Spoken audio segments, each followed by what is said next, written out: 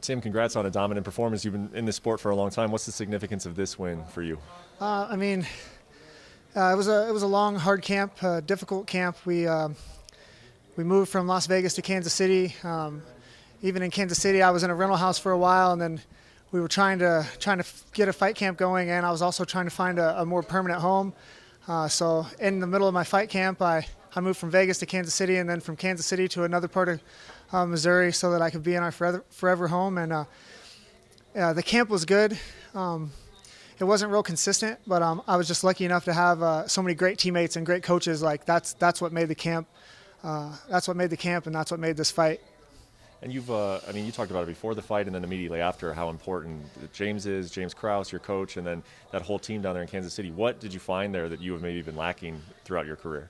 I don't want to say it's anything that I was lacking, but before I left James, because I was in Kansas City before, and then I came to Las Vegas to be with Robert Follis. And when I got to Las Vegas with Robert Follis, every part of my camp was accounted for.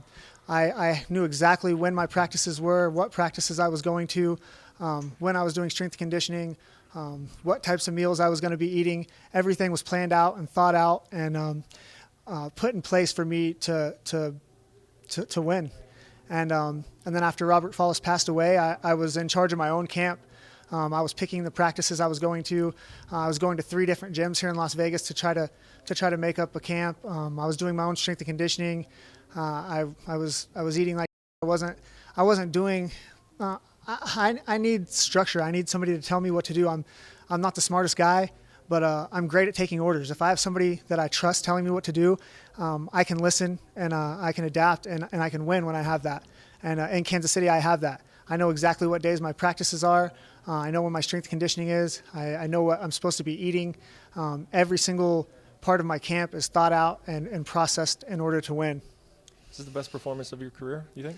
I wasn't real happy with my performance. I worked coming out left-handed to shut down his jab. Even though I am left-handed, I've switched pretty much 100% orthodox so that it works better with my drill partners. And then for this camp, I tried to go back left-handed. Got me kicked in the head a couple of times.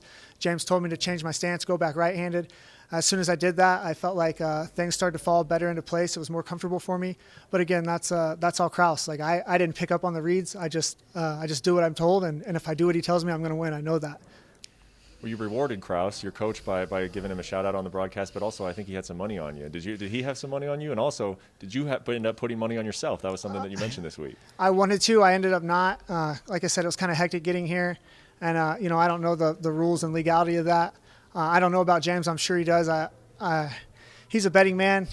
But this whole game is a gamble. I bet on myself every day. I risk my whole life in order to get to Kansas City.